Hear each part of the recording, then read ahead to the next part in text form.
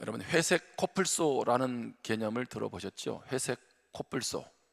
10여 년 전에 나온 개념인데요, 미국의 정책 분석가인 미셀 부커가 소개한 내용입니다. 여러분, 코뿔소는요, 한 몸무게가 한 2톤 정도 된다고. 2톤. 그러면 코뿔소는 멀리서 봐도 잘 보이겠죠. 그리고 사람들을 달려오기 시작하면 땅이 울립니다. 자, 그런데 사람들은 이렇게 코뿔소가, 덩치 큰 코뿔소가 막 달려오는데도 불구하고 달려올 때 쉽게 비켜서지를 않는다는 겁니다. 뻔히 보이면서도 설마 저 코뿔소가 나를 치겠나 이렇게 생각을 하면서 그 상황 가운데서 주저주저 하다가 결국에는 위험을 당하게 된다는 겁니다. 무슨 얘기냐 하면, 이 회색 코뿔소의 개념을 언제 사용합니까? 경고 신호를 무시했을 때, 눈앞에 있는 경고 신호를 무시했을 때 그것으로 인한 위기, 그것을 설명할 때 사용하는 개념입니다. 부커는 이런 위험 앞에서 사람들이 보이는 반응을 단 5단계로 설명합니다. 첫 번째는요, 신호를 무시하는 부정 단계. 위험한 신호가 왔을 때 저건 나하고 상관없는 일이겠지 라고 하면서 부정한다는 거예요. 그리고 위험을 알면서도 그 다음에는 결정을 미룬다는 거예요. 계속 지연한다는 거죠. 그리고 나서 상황이 명확해지면 해법을 둘러싼 많은 갈등을 빚으면서 계속 시간을 흘려보낸다는 거예요. 이렇게 할까 저렇게 할까. 그러다가 어떻게 합니까?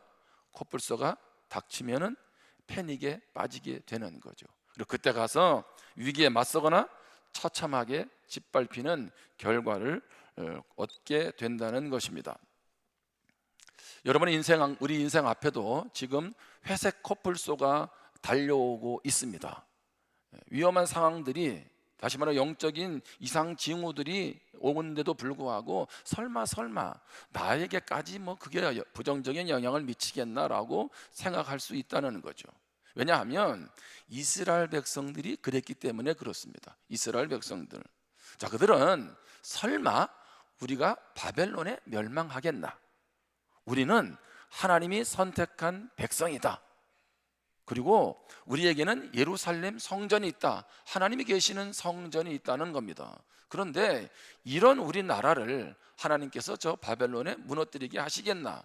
저 아수르는 그랬는지, 아수르에 의해서 북이스라엘은 멸망했는지 모르지만 남유다는 절대 망하지 않을 거야, 다윗의 자손을 향한 약속을 해주신 것이 있기 때문에 라는 그들의 믿음이 있었던 거죠. 자, 그런 가운데 하나님은 어떻게 합니까? 너희들 그렇게 계속 가다가 망해, 그러다가 망해, 돌아와야 돼 라고 하면서 계속 사인을 주시죠. 그럼에도 백성들은 계속 범죄합니다. 우상 숭배합니다. 하나님의 뜻을 거절하죠.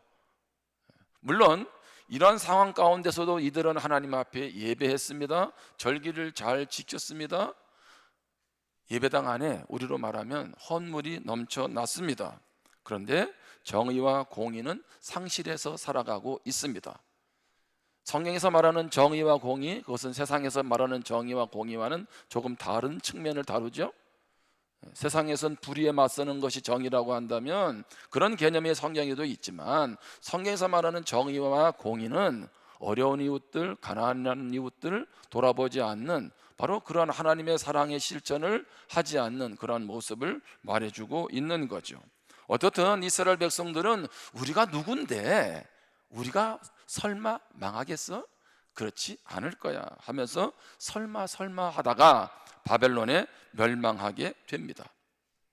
여러분, 이 역대하의 말씀은요, 이스라엘 백성들이 바벨론의 포로가 되어 가서 70년 있다가 귀환을 하면서, 자, 그들이 이런 아픔의 역사를 반복해서는 안 되겠다라고 하면서 기록된 말씀입니다. 여러분, 성경에 보면 열왕기 말씀에도 왕들이 등장하고 역대기에도 상하에도 보면 왕들이 등장하잖아요. 굳이 똑같은 얘기 같아요. 그죠? 물론 이제 역대기에는 남유다 계보를 중심으로 하는데, 자, 초점이 어디에 있습니까? 역대기 상하의 말씀의 초점은 뭐냐면, 왜 이런 일이 우리에게 일어났지? 거기에 초점이 있지 않습니다. 역대기의 말씀은 자, 우리가 죄 지어서 이렇게 망했는데 다시 이제 회복을 했는데 어떻게 살아가야 될까? 어떻게 하나님 앞에 살아가야 될까라고 하는 것을 통해서 다윗의 길로 가야 된다. 바로 그 가르침이 역대상하의 초점인 것입니다. 자, 오늘 이 말씀은 다른 날로 하면 오늘 하나님의 선택받은 하나님의 자녀들이 어떻게 살아가야 되느냐는 거예요. 자, 나는 구원받아서 하나님의 자녀가 됐습니다. 그러면 내 마음대로 살아도 됩니까? 여러분, 정말 하나님의 구원받은 자녀. 자, 오늘 보혈의 찬송을 하고 여기 복음을 우리가 소개하고 있는데 마치 그냥 복음만 듣고 끝나면 내 모든 것은 끝나는 건가요? 자, 제 말을 오해하지 마시기를 바랍니다. 정말 주님을 만났다면 그 복음이 예수님의 십자가의 부활이 나에게 복음이 된다면 그냥 내 마음대로 살아갈 수 없습니다. 그 말은 뒤집어서 말하면 내가 하나님과 관계에서 문제가 있을 수 있다는 얘기죠. 나 혼자만의 확신일 수도 있다는 것입니다. 자, 오늘 이 말씀이, 자, 본문이 등장하는 왕이 시드기야 왕입니다. 시드기야 왕. 시드기야 일본 말 아닙니다. 시드기야. 자, 이는 남유다의 마지막 왕입니다. 21살의 왕이 돼서 11년 동안 왕위에 머무르게 되죠. 근데 그가 있을 때 BC 586년에 남유다가 바벨론에 망하게 됩니다. 자, 이 당시에 활동했던 선지자가 예레미야입니다. 예레미야.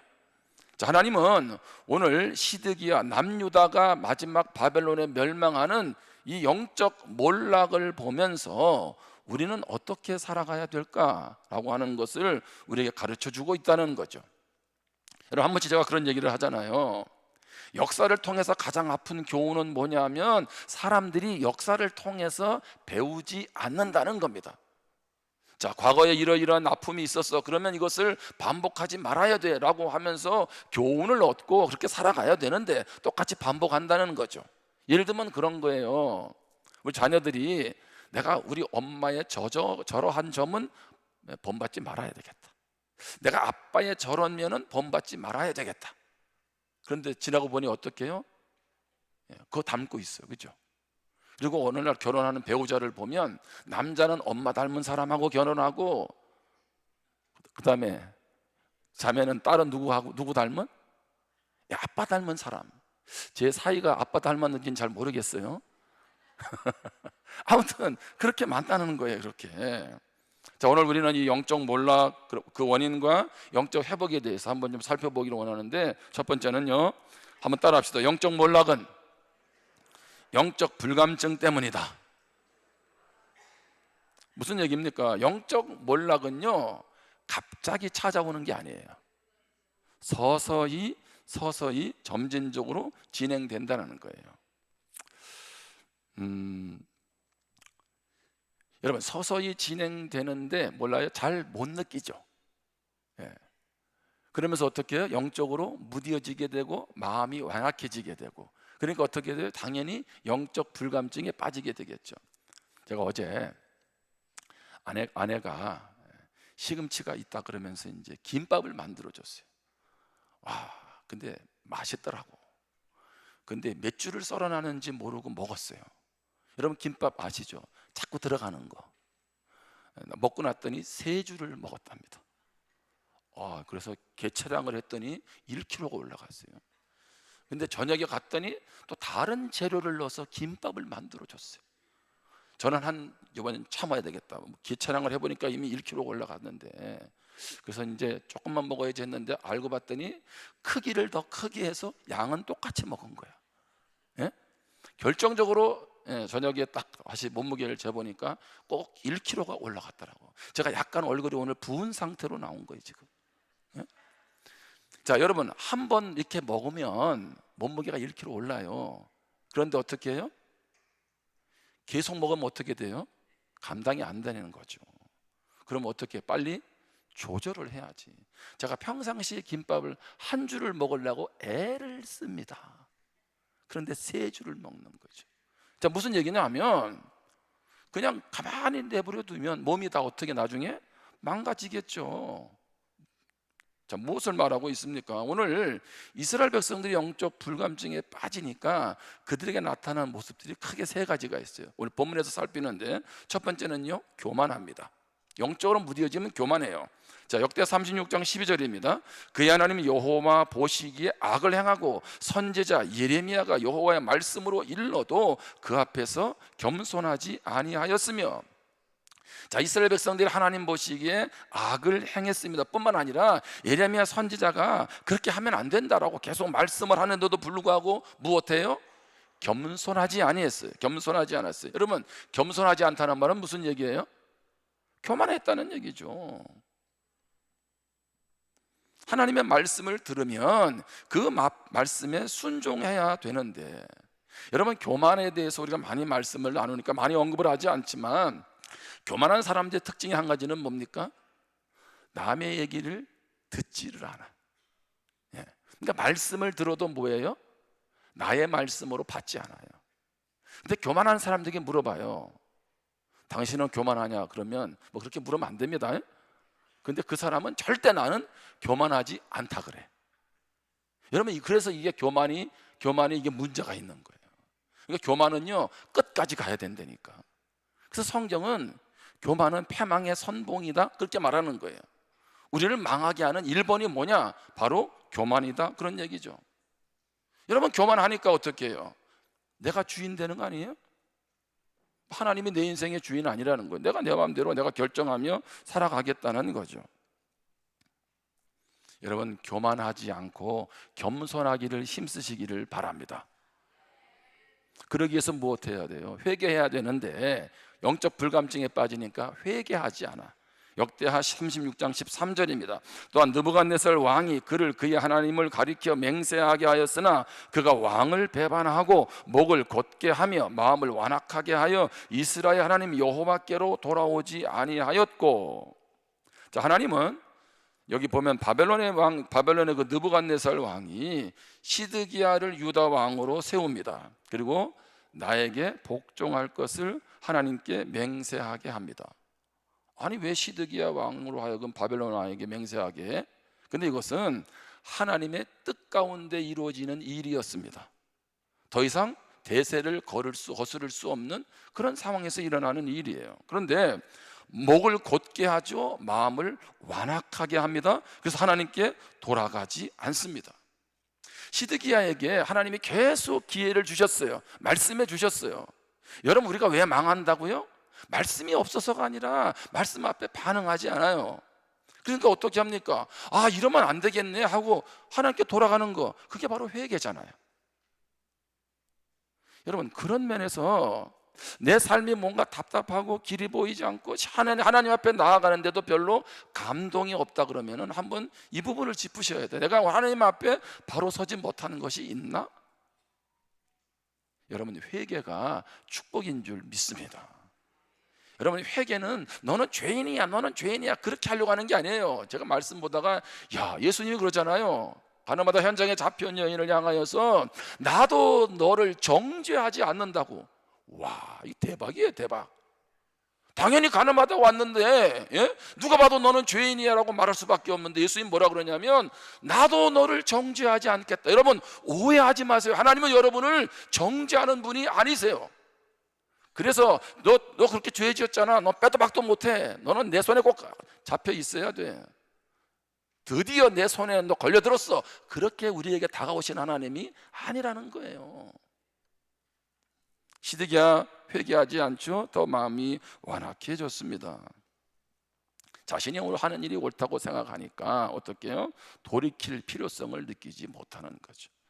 영적 불감증에 빠지니까 이뿐만 아닙니다. 구별하지 못합니다. 이게 무슨 얘기냐면 쉽게 표현하면 이런 거예요. 똥오줌 구분 못한다는 말 하잖아요.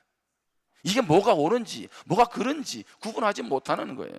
역대하 36장 14절에 보면 모든 제사장들의 우두머리들과 백성도 크게 범죄하여 이방 모든 가증한 일을 따라서 여호와께서 예루살렘에 거룩하게 두신 그의 전을 더럽게 하였으며, 저기 말씀에 잘 보면 하나님의 전을 더럽게 했다는 거죠.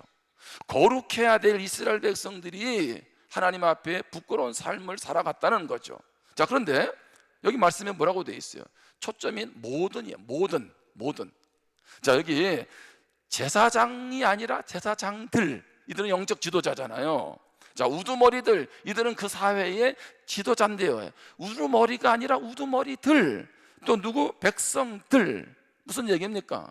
아니, 그 중에는 제사장 한 명 정도는, 그 중에 지도자 한 몇몇 사람들은, 그 중에 백성 누구는 이렇게 말을 해야 되는데, 모든 제사장들, 모든 연령을 떠나서, 모든 지위를 떠나서 모두가 다 하나님 앞에 범죄했다. 모두가 다 이방 모든 가정한 일을 따라서 하나님의 전을 더럽게 했다. 이렇게 표현하고 있는 겁니다. 한마디로 말하면 모두가 영적으로 타락했다는 것입니다. 하나님은 출애굽기 19장에 그런 말씀 하잖아요. 이스라엘 백성들과 시내산에서 언약을 맺을 때 너희는 내 소유다. 너희는 보물이야, 보물. 나에게 있어서 너희는 보물 같은 존재, 그게 소유잖아요. 보배, 그런 존재야. 너희들은 제사장 나라야, 그리고 거룩한 백성이야 라고 하시면서 언약을 맺었잖아요. 근데 그런 어마어마한 축복과 특권을 가졌음에도 불구하고 그렇게 살아가지 않는 거죠. 그러니까 어떻게 해요? 그러면서 영적 불감증에 빠져 있는 것입니다. 우리들도 이런 상태에 빠질 수 있다는 것입니다. 그러기에 우리는 어떻게 해야 합니까? 따라합시다. 영적 회복은 영적 민감성에 있다. 아멘. 예, 설교 대지 2개 나왔으니까 지금부터 주무셔도 되는 거예요. 이제 다 나왔어요, 그렇죠? 몰락의 원인이 영적 불감증에 있다면 회복하려면 어떻게 하면 됩니까? 영적으로 민감하면 되죠. 제가 설교할 때 한 번씩 인용하잖아요. 하인리 법칙이라고. 1대 29대 300. 이게 뭡니까? 1대 29대 300. 한 사람이 죽을 때, 사고로 죽을 때에는 이미 그 문제로 인한 경상자가 한 29명이 있었다는 거예요. 그리고 같은 문제로 다칠 뻔한 사람이 100명 있었다는 거죠. 그러니까 한 사람의 사고는 한 사람의 사고로 끝나서는 안 된다는 거예요. 이미 이전에 뭐예요? 계속 경고가 있었다는 거죠. 근데 그걸 뭐예요? 무시했다는 거예요. 몸에 이상이 생겼을 때도 전조 증상이 오잖아요. 여러분, 몸이 의실의실합니다. 이건 뭐가 오는 거예요 지금? 몸살이 오지.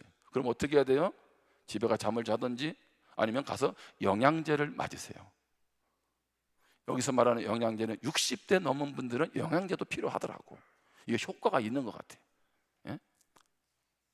자, 그렇게 해서라도 몸을 보호해야지. 나는 괜찮아. 그러다가 어떻게 해요? 한번 들어놓으면 한 달을 갑니다.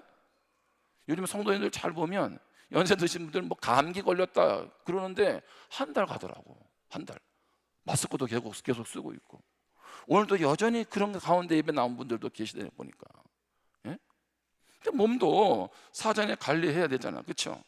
여러분, 예수님을 잘 보시면 예수님은 아주 영적으로 민감한 분이세요. 자, 예를 들면 오병이어 기적을 행할 때 잘 보면 하루 종일 말씀을 가르쳤어요. 저녁이 되면 어떻게 해요? 집에 가서 밥 먹고 이러면 되잖아. 근데 가만히 보니까 다들 배고파잖아요. 그래서 주님께서 그들의 배고픔에 무엇 하셔서? 민감하셨어. 그냥 돌려보도 되는데. 그래서 어떻게 합니까? 오병이어 기적을 행하신다고요. 자, 혈병 앓는 여인, 12년 동안 혈병 앓았던 여인, 날마다 하혈하는 여인, 답이 없어서 어떻게 예수님이 옷자락을 만졌는데 회복이 됐어요. 근데 그걸 누가 알았어요? 예수님이. 여러분, 지금 슬쩍 옆 사람 옷 한번 만져보세요. 그 사람이 아나 모르나 지금 그 얘기해 지금. 예? 아니, 옷 끝에 옷자락 만지는 걸 누가 알아? 제자들이 말하잖아요. 예수님, 지금 무슨 얘기 합니까? 여기 지금 많은 사람들이 옆에 있으니까 누가 툭툭 치다 보면 예수님 옷자락 만지지 않았겠냐? 아니다, 내 능력이 나갔다. 예수님 아시잖아요. 예수님은 혈병 여인이 자기를 통해서 치유받는 것, 능력이 나간 걸 이미 알고 있었어요. 그러니까 다시 말하면요, 예수님은 어떤 분이세요? 영적으로 민감한 분이세요. 자, 이게 무슨 얘기냐 하면 여러분은 예수님이 여러분의 삶에 민감하세요. 이 말은 하나님이, 성령이 우리 삶의 모든 것에 대해서 민감하다는 거죠. 하나님이 내 이 삶의 처지를 알까? 내 이 아픔을 알까? 내 답답함을 알까? 걱정하지 마세요. 여러분보다 더 민감하게 그 부분을 알고 계세요. 그러니까 그분 앞에 가지고 가기를 축복합니다. 아멘? 같이 사는 남편도 아내도 이 문제를 모를 수 있고 제대로 신경을 못 쓸 수도 있잖아요. 그런데 누구는 알아요? 예수님은 민감하게 알아요. 여러분, 요즘에 우리 요한복음 계속 큐티를 하잖아요. 지금 고난주간에 맞춰서 말씀이 많이 흘러가고 있는데, 자, 예수님께서 제자들에게 그런 말씀하죠. 너희 중에 하나가 나를 팔 거다. 너희 중에 하나가 나를 팔 거다. 그런데 뭐요? 나는 아니죠, 나는 아니죠, 이것만 하고 있잖아, 그렇죠? 그런데 가룟 유다만 예수님 팔았어요? 예? 베드로도 예수님 모르고 부인하고 떠나가잖아요. 그리고 다른 제자들도 예수님 잡혀갈 때 다 도망가지 않습니까? 자, 무엇을 말하고 있는 거예요? 너희 중에 하나가 나를 판다라고 할 때 누가 팔지? 누가 팔까? 예수님을. 거기에 관심 쓸 게 아니라 나도 예수님으로부터 도망갈 수 있다는 것을 깨닫고 영적으로 민감했다면 제자들 도망가지 않을 수 있지 않았을까요? 베드로도 너 다 굴기 전에 나를 3번 부인할 거야 라고 말씀을 들었을 때 무슨 소리 하냐고, 예수님, 나는 절대 예수님 안 부인하지 않을 겁니다, 그렇게 말할 게 아니라, 예수님, 제가 그럼 어떻게 하면 좋아요?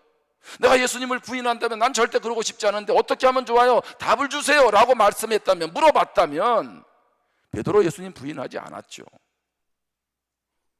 성경은 결과적인 상황들을 말씀할 뿐이지 과정 속에서는 충분히 뒤집어질 수 있었다는 거죠. 가룟 유다도 그렇지 않았겠어요? 어떤 분은 그래요. 가룟 유다는 이미 예수님을 다 팔기로 작정된 사람 아니냐고. 아닙니다. 누군가는 팔아야 되겠죠. 그러면 예수님이 제자를 뽑을 때 밤새도록 기도하고 12명의 제자를 뽑았어요. 그 중에 한 사람이 누구예요? 가룟 유다야.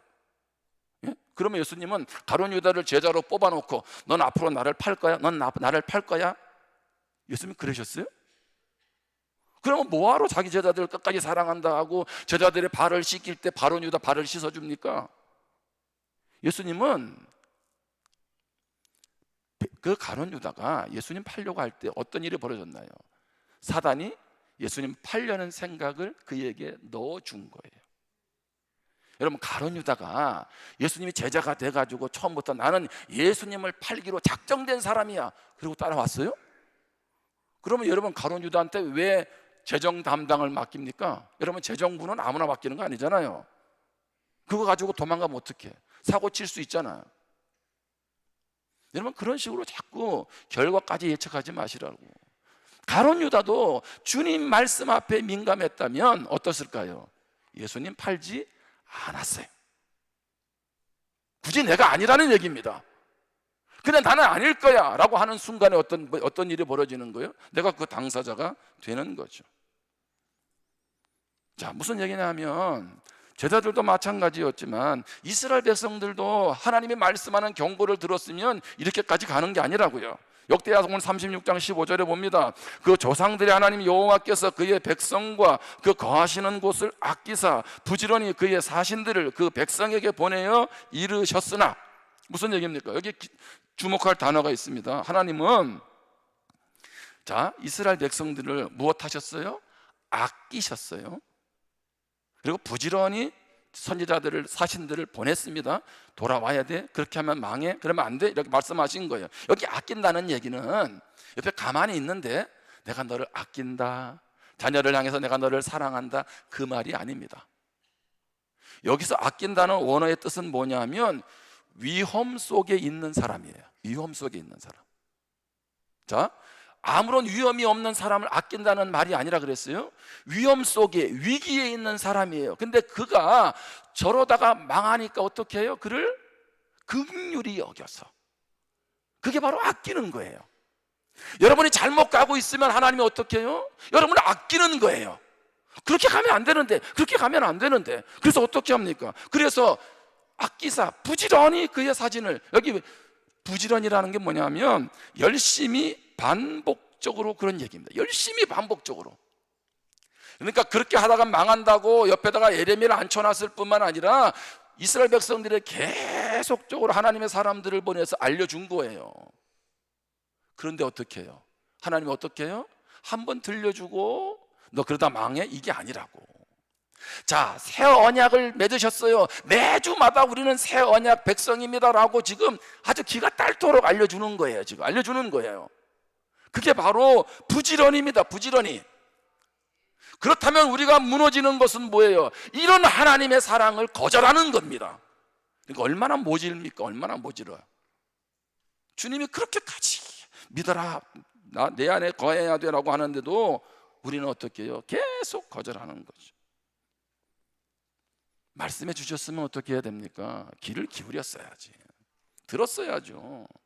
그런데 어떻게 합니까? 듣기는커녕 오늘 본문 16절에 보면 그의 백성이 하나님의 사신들을 비웃고 그의 말씀을 멸시하며 그의 선지자를 욕하여 여호와의 진노를 그의 백성에게 미치게 하여 회복할 수 없게 하였으므로. 무슨 얘기예요? 여기에 3종 세트가 나오죠. 하나님의 사람들을 무엇하고? 비웃고, 말씀을 무엇하고? 멸시하고, 그의 선지자를 무엇하고? 욕하고. 너나 믿어라, 너나 믿어라. 무슨 정신예가 나간 얘기하고 있느냐. 지금 이렇게 반응하고 있는 것입니다. 얼마나 가슴 아픈 일이에요. 그러니 하나님의 진노가 미치지 않을 수 없습니다.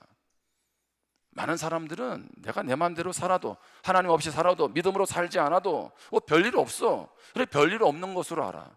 그게 아니에요. 자, 베드로후서 3장 8절 9절에 보면 사랑하는 자들아, 주께는 하루가 1000년 같고 1000년이 하루 같다는 이 한 가지를 잊지 말라. 주의 약속은 어떤 이들이 더디다고 생각하는 것 같이 더딘 것이 아니라 오직 주께서는 너희를 대하여 무엇하사? 오래 참으사. 오래 참으사. 아무도 멸망하지 아니하고 다 회개하기에 이르기를 원하시느니라. 아멘. 하나님 뭐라고 말씀하세요? 하나님이 잘못 가고 있는데 참아주시는 거죠. 그렇죠? 아끼고 있는 거예요. 부지런히 지금 보내고 있는 거예요. 그런데도 어떻게 해요? 뭐 별일 없는데. 여러분, 정말 별일 없는 건가요? 이미 증상이 심해지고 있는 건 아니냐는 거지. 갈 때까지 가고 있는 거 아니냐는 거죠. 남유다는 바벨론에 망합니다. 그런데 그 이유는 바벨론의 국력이 강해서가 아닙니다. 오해하지 마세요. 이스라엘보다 바벨론은 국력이 너무나도 강하죠. 그 당시 세계를 주도하는 나라니까, 중동 지역을. 그런데 이 말이 무슨 얘기예요? 이스라엘이 언제 주변 나라들보다 힘이 있을 때가 있었어요? 하나님이 이미 그들을 선택할 때부터 힘도 없고 숫자도 작고 그런 민족을 택했잖아요. 그러면 이들의 승리는 그들의 국력이 있었나요? 하나님 안에 있었는 줄 믿습니다. 하나님이 강했던 거지. 근데 여러분, 우리 인생 하나님이 강해서 약함 가운데서, 부족함 가운데서 여기까지 온 거지, 내가 능력이 탁월해서요? 그렇지 않습니다. 우리 인생을 가만히 한번 돌아보세요. 오늘 하나님이 강함이 되어 주셨어요. 그래서 이스라엘의 민족은 안전한 거고 하나님의 복의 대상이 되었던 거죠. 그런데 그들이 하나님을 멀리 했어요. 바로 그것이 오늘 그렇게 하나님의 말씀을 멸시하고 무시하고 비웃고 조롱했던 그들의 모습이었던 거죠. 하나님은 이런 가운데 영적 민감성을 갖기 위해서 어떻게 하길 원할까요? 히브리서 말씀으로 마무리를 하는데, 히브리서 3장 12절 13절입니다. 우리 12절만 같이 읽겠습니다. 시작. 너희는 삼가 혹 너희 중에 누가 믿지 아니하는 악한 마음을 품고 살아계신 하나님에게서 떨어질까 조심할 것이요. 아멘. 제가 한 번 더 읽습니다. 형제들아, 너희는 삼가 혹 너희 중에 누가 믿지 아니하는 악한 마음을 품고 살아계신 하나님에게서 무엇할까? 떨어질까? 무엇할 것이요? 조심할 것이요. 따라합시다. 자신의 영적 상태를 늘 돌아보라. 늘 돌아보라는 거예요. 이게 그 얘기죠.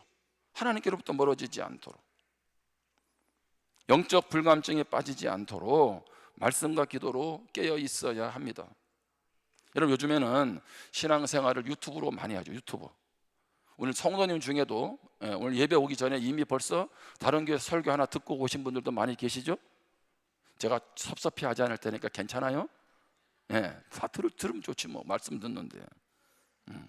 그런데 요즘에 주로 신앙생활을 뭐 핸드폰에다가 스마트폰에다가 뭐 성경 앱 깔아놓고 찬송 그거 뭐 유튜브로 듣고 또 원하는 설교 듣고 그렇게 신앙생활을 편리하게 하도록 만들어 놓았습니다.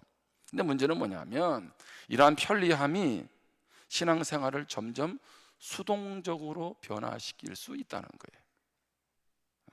자, 화면을 통해서 신앙을 접하는 그 상황, 시간들은 늘어났는데 몸으로 참여하는 경험은 줄어들었다는 것입니다. 자, 함께 모여 목소리를 내고 손을 움직이고 관계를 맺는 감각은 점점 희미해지고 있다는 거예요.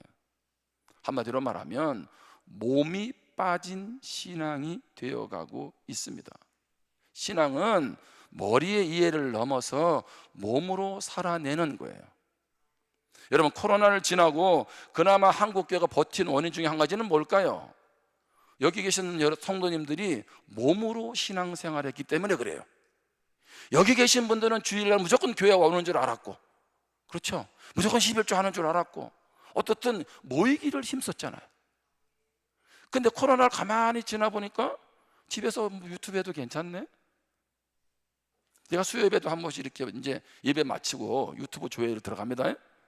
예배 마치고 기도 마치고 10시 반쯤 이제 집에 딱 들어가면 수요 예배 온 인원보다 유튜브 인원이 2배가 되는 것 같아요. 여러분, 제가 여러분을 뭐 어떤 책망하려 하는 그런 의도는 아닙니다. 그런데 찔림을 받는 건 은혜입니다.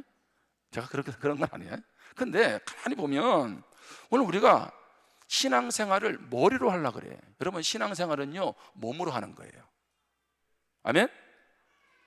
머리로 오늘 뭘 못하겠어요? 맞다고 울고 있잖아 지금. 얼마나 안타까우면 저렇게 울고 있겠냐고. 예? 제가 요즘에 이제 성경을 읽는데 이제 제가 소리내서 읽기 시작했어요. 왜냐하면 이게 성경을 이렇게 보는데 이게 자꾸 잡생각이 들어오더라고. 집중이 잘 안 되고.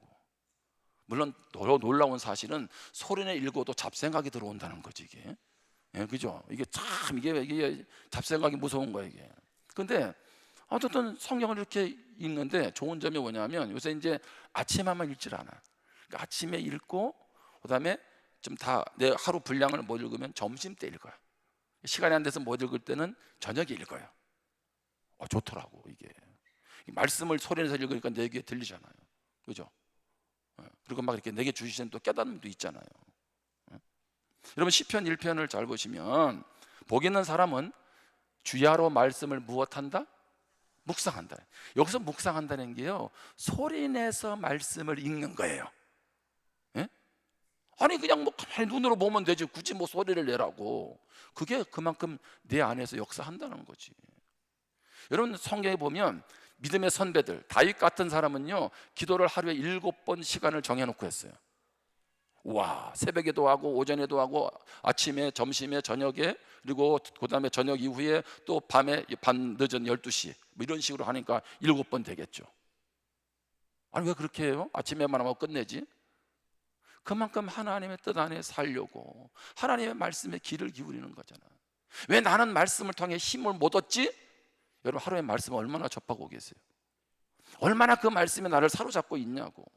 나를 잡으려고 하는 말씀보다도 그렇지 않은 세상 소리가 염려 걱정이 내 머리에 가득 차 있으니 힘든 거 아니겠어요? 아니 좀 양을 늘리든지. 그래서 오후 예배 때 오신 분들에게만 제가 특전을 드릴 거예요. 어떻게 말씀이 살아나도록 할 건지. 오후 예배 오는 분만 특전입니다. 저는 얘기는 했어요.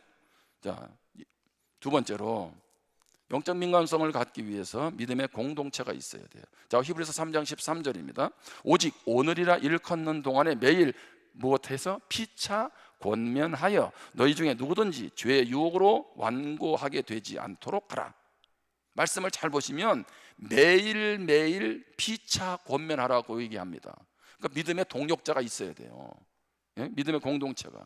자, 특별히 무엇하려면 죄를 이기려면 주님 뜻 가운데 살아가려면 결국 영적인 민감성을 떨어뜨리는 게 불감증에 빠지게 하는 게 죄잖아요. 그런데 매일 피차 권면하라 그래요. 제가 성경을 보다가 한동안 이해되지 않았던 성경 구절이 있었어요. 그게 바로 야고보서 5장 16절입니다.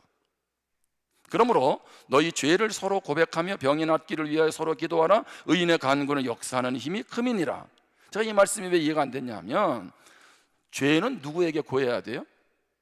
하나님께. 그럼 그분이 우리 죄를 사해 주시잖아. 그런데 히브리 여기 야고보서 말씀 보니까 죄를 어떻게 하라고요? 서로 고백하라고. 이게 좀 이해가 안 된 거예요. 근데 여러분 그거 아세요? 어릴 때 친구가 왜 그렇게 편할까요? 나도 걔를 알고 걔도 나를 아는 거야. 아시겠어요? 얘가 나에 대해서 입을 열면 나도 10개 있다니까. 예? 그거 알죠? 예, 예. 그걸 갖다 불알 친구라고 이런 표현도 합니다. 예? 자, 이게 무슨 얘기냐면, 우리는 하나님 앞에 당연히 죄를 사하는 건 하나님이 하시죠. 사랑 상대방이 사하는 건 아니잖아. 근데 하나님께 고백하고 끝나. 근데 가만히 보면 또 반복해. 그만큼 하나님에 대해서 뭐예요? 코람되고 하나님 앞에 서는 게 부족하잖아요. 약해지고. 그런데 내가 짓는 죄를, 그 연약함에 대해서 옆에 지체한테 얘기해 보세요. 이게 있잖아요, 회복력이 빨라요. 자, 이게 왜 중요하냐면, 여러분 예를 들면 예전에 그 왜 술을 금주 금연 그 모임에서 하는 게 뭐라 그랬어요? 한 12주 프로그램을 한대요. 그러면 가서 첫째 주에 하는 얘기가 뭐냐면, 이번 주에 나는 술 5병 마셨습니다. 하루에 2병, 뭐 1병 이렇게 마셨다 그래요. 그럼 두 번째 주 가가지고 뭐라 그래요? 이번 주는요, 참으려고 애를 썼는데 또 2병 마셨어요. 또 그 다음 주 가서는 1병 반 먹었어요. 아, 저는 하루에 담배 1갑을 핍니다. 때로는 3갑도 핍니다. 근데 그 다음 주 또 모임에 가서 뭐라 그래요? 안 피려고 했는데 또 1갑을 피웠습니다. 이렇게 하면서 서로 계속 얘기하는데, 그런데 있잖아요, 술 담배를 끊는다는 거예요. 이게 무슨 얘기예요? 서로 고백하는 가운데 회복력이 있다는 거지. 그리고 뭐예요? 의식을 하게 되는 거지. 아, 이건 내가 죄를 지면 안 되겠네. 여러분, 그래서 이제 서로 죄를 고하기를 바랍니다. 그런데 셀에서 하면 안 돼요. 왜냐하면 거기 신앙이 어린 사람도 있잖아. 그러니까 믿을 만한 동역자한테 하라고. 셀에서도 믿을 만한 동역자한테.